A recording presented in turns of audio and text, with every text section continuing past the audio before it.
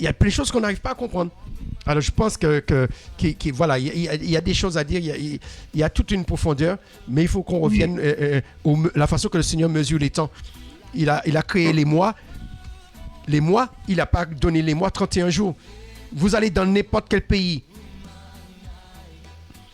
quelle que soit la langue, le mot mois et le mot lune, c'est le même mot. Même en français, en latin, la lune s'appelait, avant qu'ils appelaient la lune, parce qu'après ils ont fait, ça vient de luna, la lune, qui veut dire le mot vient d'une idole. Mais avant qu'ils ont donné le nom lune, eh bien, c'était le même mot que mois. Auparavant, ça s'appelait le mois. Même en latin. Et dans toutes les langues, cette planète s'appelle le mois. C'est le même mot qu'ils utilisent pour dire le mois et le même mot qu'ils utilisent pour dire la lune. Là, j'ai fait l'expérience avec le prophète. Je lui ai dit, mais dans ta langue, comment on dit la lune? Il m'a dit. Il a dit, comment on dit le mois? Et c'est là qu'il s'est rendu compte. Il n'avait jamais rendu compte que le mois et la lune, c'est le même mot dans sa langue. Ouais. Dans tous les dialectes en Afrique. Qui veut dire qu'on a été déconnecté de la réalité. Et ce qui est dommage, c'est que les chrétiens ont pris, au lieu de prendre la vérité, ils ont été prendre chez les Romains ce qui est faux. Et puis ils l'ont introduit dans le christianisme. Et aujourd'hui, le monde entier suit le calendrier des chrétiens, mais un calendrier qui est faux, un calendrier qui a été pris des païens. Un calendrier qui n'a rien à voir avec la Bible. Alors à ce moment-là, il fallait inventer un jour de la Pâque, il fallait réinventer un jour de la naissance du Christ.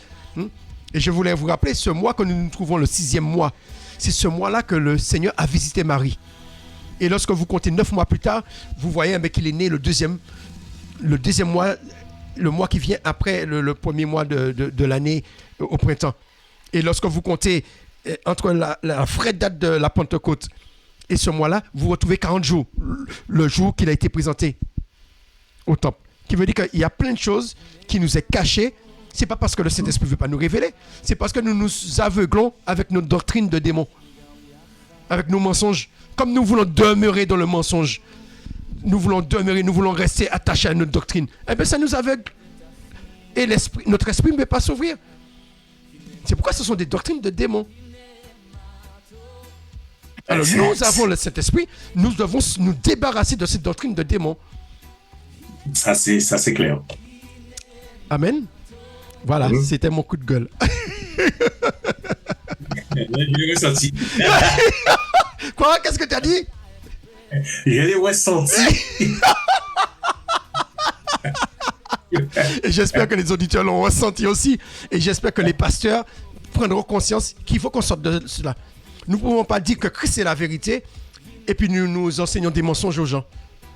Tandis que la vérité, elle libère. Ça veut dire que ça libère non seulement ta conscience, mais ça libère ton intelligence. Ça ouvre tes yeux. Ça te libère de l'aveuglement. Ouais. Amen. Je te laisse terminer. Je ne te laisse pas la prière parce que sinon...